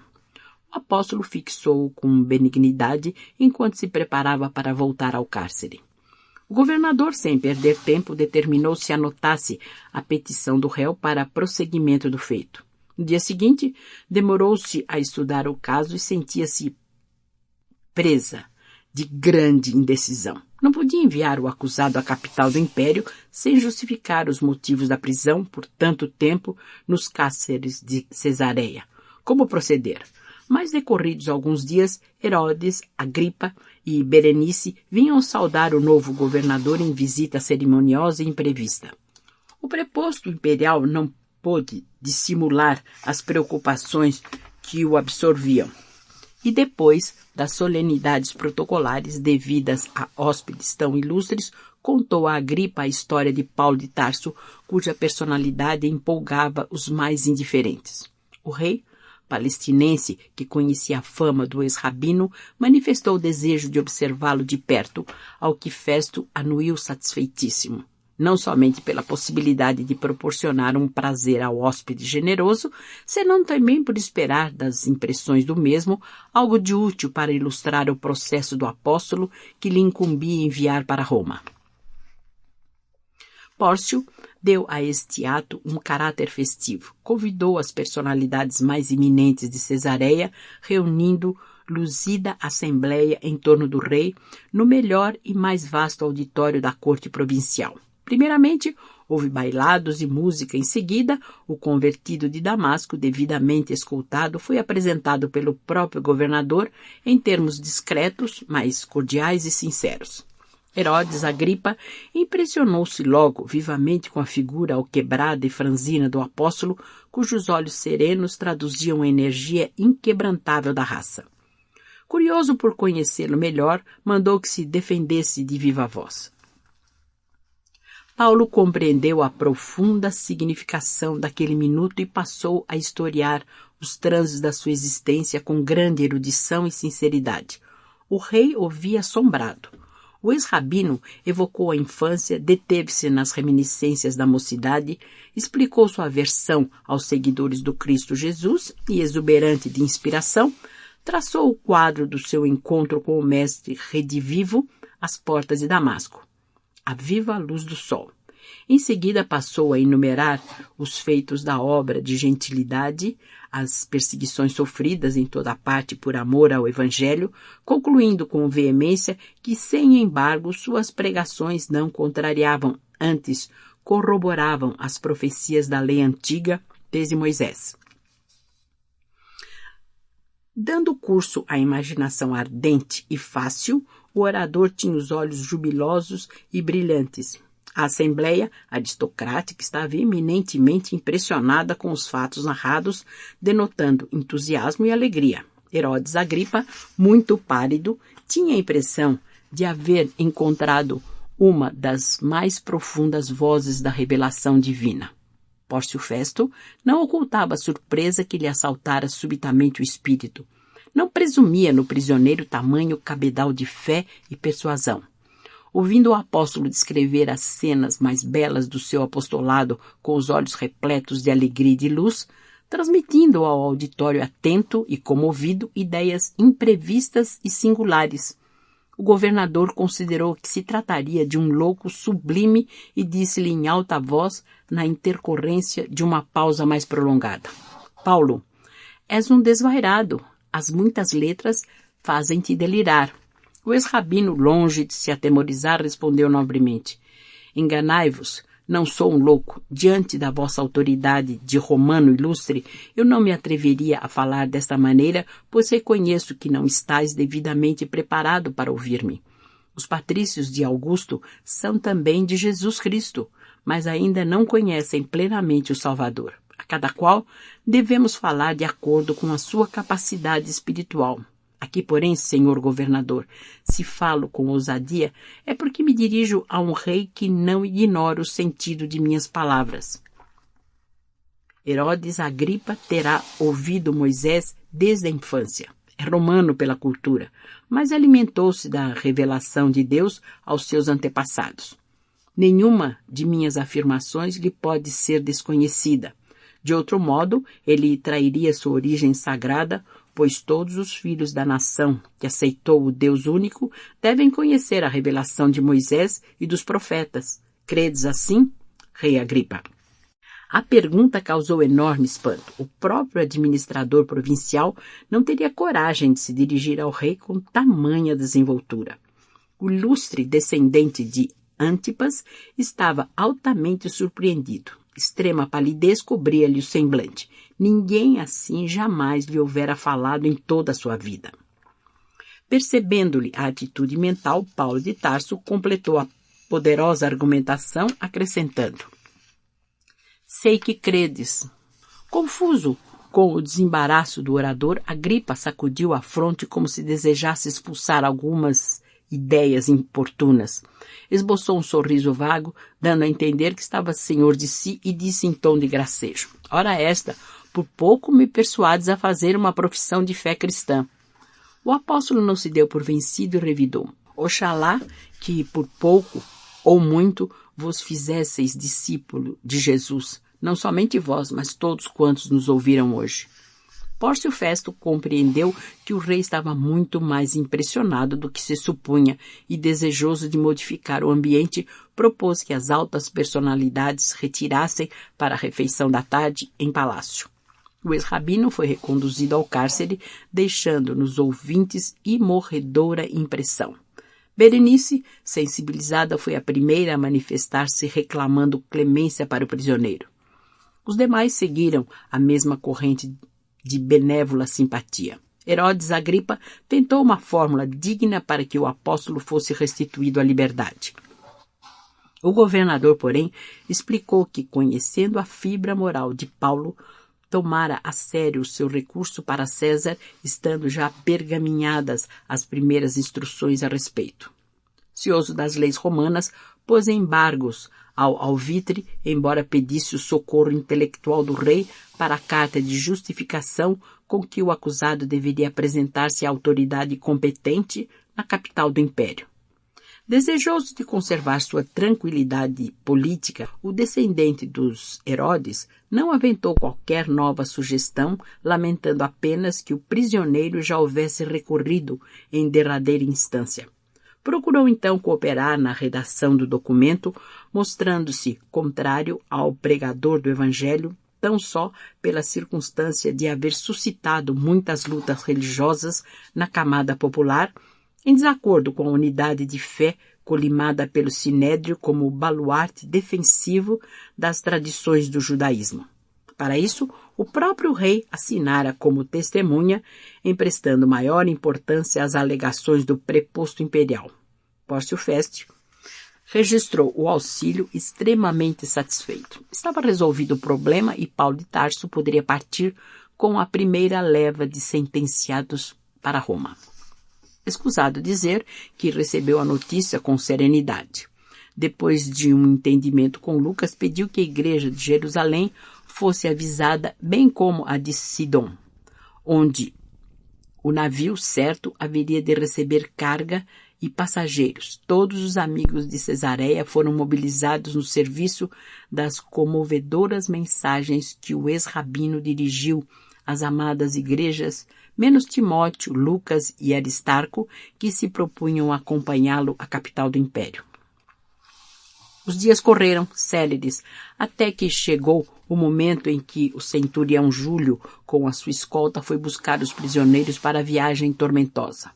O centurião tinha plenos poderes para determinar todas as providências e logo, evidenciando simpatia pelo apóstolo, ordenou fosse ele conduzido à embarcação desalgemado em contraste com os demais prisioneiros.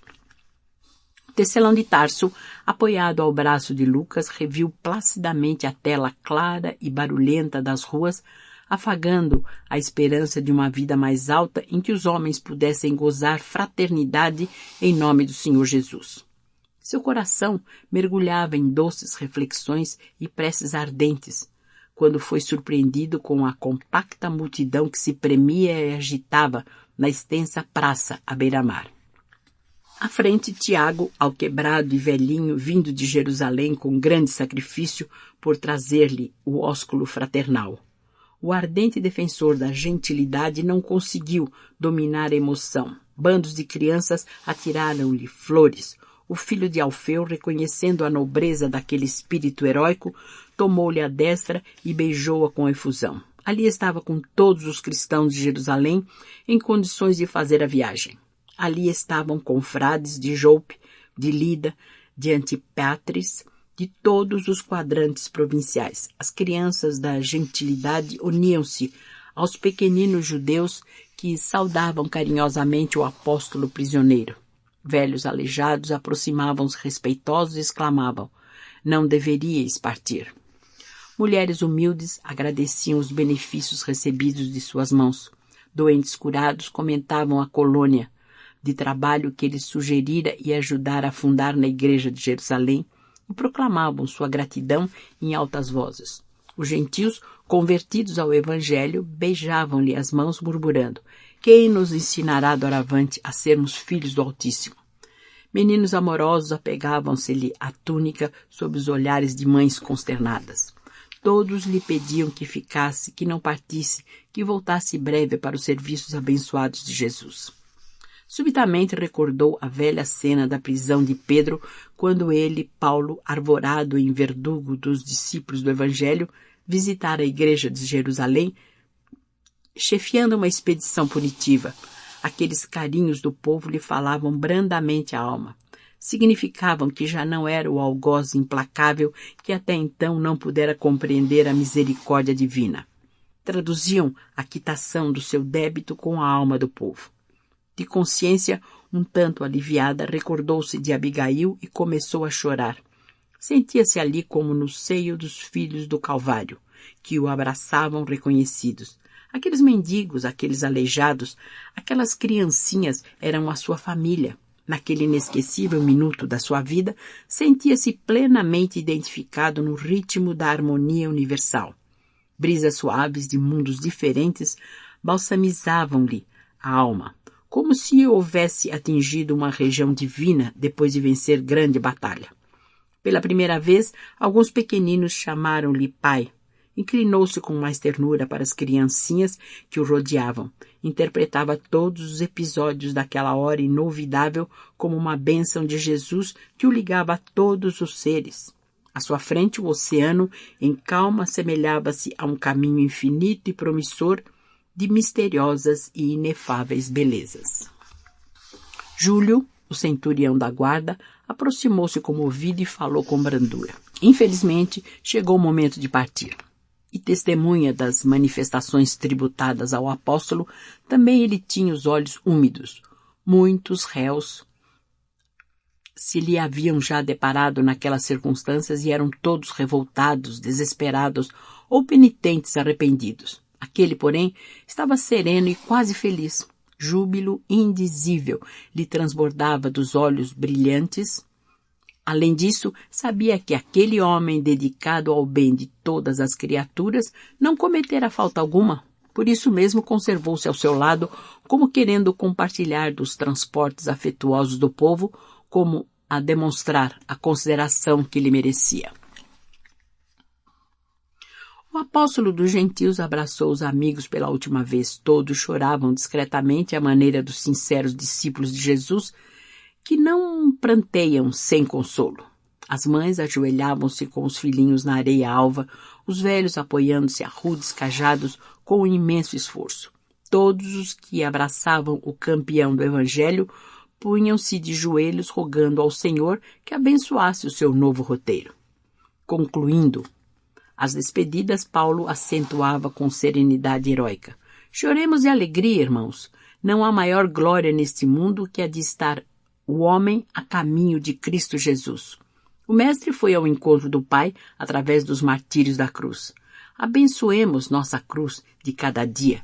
É preciso trazermos as marcas do Senhor Jesus. Não acredito possa voltar aqui com este alquebrado corpo de minhas lutas materiais. Espero que o Senhor me conceda o derradeiro testemunho em Roma. Entretanto, estarei convosco pelo coração. Voltarei às nossas igrejas em espírito. Cooperarei no vosso esforço nos dias mais amargos. A morte não nos separará, tal como não separou o Senhor da comunidade dos discípulos.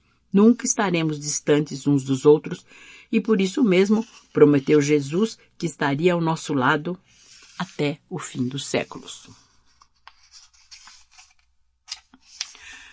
Júlio ouviu a exortação comovidamente. Lucas e Aristarco soluçavam baixinho.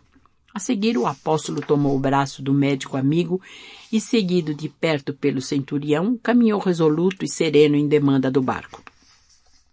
Centenas de pessoas acompanharam as manobras da largada em santificado recolhimento regado de lágrimas e preces. Enquanto o navio se afastava lento, Paulo e os companheiros contemplavam Cesareia de olhos umedecidos. A multidão silenciosa dos que ficavam em pranto acenava e ondeava na praia que a distância aos poucos diluía. Jubiloso e reconhecido, Paulo de Tarso descansava o olhar no campo de suas lutas acerbas, meditando nos longos anos de viltas e reparações necessárias. Recordava a infância, os primeiros sonhos da juventude, as inquietações da mocidade, os serviços dignificantes do Cristo, sentindo que deixava a Palestina para sempre. Grandiosos pensamentos o empolgavam quando Lucas se aproximou e, apontando à distância os amigos que continuavam genuflexos, exclamou brandamente: poucos fatos me comoveram tanto no mundo como este. Registrarei nas minhas anotações como foste amado por quantos receberam das tuas mãos fraternais o benefício de Jesus. Paulo pareceu ponderar profundamente a advertência e acentuou: não, Lucas, não escrevas sobre virtudes que não tenho. Se me amas, não deves expor meu nome a falsos julgamentos. Deves falar, isso sim, das perseguições por mim movidas aos seguidores do Santo Evangelho, do favor que o Mestre me dispensou às portas de Damasco, para que os homens mais empedernidos não desesperem da salvação e aguardem a sua misericórdia no momento justo. Citarás os combates que temos travado desde o primeiro instante em face das imposições do farisaísmo e das hipocrisias do nosso tempo. Comentarás os obstáculos vencidos, as humilhações dolorosas, as dificuldades sem conta, para que os futuros discípulos não esperem a redenção espiritual com o repouso falso do mundo, confiantes no favor incompreensível dos deuses e sim com trabalhos ásperos, com sacrifícios abençoados pelo aperfeiçoamento de si mesmos. Falarás de nossos reencontros com os homens poderosos e cultos, de nossos serviços junto dos desfavorecidos da sorte, para que os seguidores do Evangelho no futuro não se arreceiem das situações mais difíceis e escabrosas, conscientes de que os mensageiros do Mestre os assistirão sempre que se tornem instrumentos legítimos da fraternidade e do amor, ao longo dos caminhos que se desdobram à evolução da humanidade. E depois de longa pausa em que observou a atenção com que Lucas lhe acompanhou os inspirados raciocínios, prosseguiu em tom sereno e firme. Cala sempre, porém, as considerações dos favores que tenhamos recolhido na tarefa, porque esse galardão só pertence a Jesus. Foi ele quem removeu nossas misérias angustiosas, enchendo o nosso vácuo. Foi sua mão que nos tomou caridosamente e nos reconduziu ao caminho santo. Não me contaste tuas lutas amargurosas no passado distante? Não te contei como fui perverso e ignorante em outros tempos? Assim como iluminou minhas veredas sombrias às portas de Damasco, levou-te ele à igreja de Antioquia para que lhe ouvisses as verdades eternais. Por mais que tenhamos estudado, sentimos um abismo entre nós e a sabedoria eterna. Por mais que tenhamos trabalhado, não nos encontramos dignos daquele que nos assiste e guia desde o primeiro instante da nossa vida. Nada possuímos de nós mesmos. O Senhor enche o vácuo de nossa alma e opera o bem que não possuímos. Esses velhinhos trêmulos que nos abraçaram em lágrimas, as crianças que nos beijaram com ternura, fizeram-no ao Cristo. Tiago e os companheiros não vieram de Jerusalém tão só para manifestar-nos sua fraternidade afetuosa. Vieram trazer testemunhos de amor ao Mestre, que nos reuniu na mesma vibração de solidariedade sacrossanta. Embora não saibam traduzir o mecanismo oculto dessas emoções grandiosas e sublimes, no meio de tudo isso, Lucas, fomos apenas míseros servos que se aproveitaram dos bens do Senhor para pagar as próprias dívidas. Ele nos deu a misericórdia para que a justiça se cumprisse. Esses júbilos e essas emoções divinas lhe pertencem. Não tenhamos, portanto, a mínima preocupação de relatar episódios que deixariam uma porta aberta para a vaidade incompreensível. Que nos baste a profunda convicção de havermos liquidado nossos débitos clamorosos. Lucas ouviu admirado essas considerações oportunas e justas, sem saber definir a surpresa que lhe causavam. Tens razão, disse finalmente, somos fracos demais para nos atribuirmos qualquer valor. Além disso, acrescentou Paulo, a batalha do Cristo está começada. Toda vitória pertencerá ao seu amor e não ao nosso esforço de servos endividados. Escreve, portanto, tuas anotações do modo mais simples e nada comentes que não seja para a glorificação do Mestre no seu evangelho imortal. Enquanto Lucas procurava Aristarco para transmitir-lhe aquelas sugestões sábias e afetuosas, o ex-rabino continuou fitando o casario de Cesareia, que se apagava agora no horizonte. A embarcação navegava suavemente, afastando-se da costa. Por longas horas deixou-se ficar ali meditando o passado que lhe surgia aos olhos espirituais, qual imenso crepúsculo. Mergulhado nas reminiscências entrecortadas de preces a Jesus, ali permaneceu em significativo silêncio até que começaram a brilhar no firmamento muito azul os primeiros astros da noite.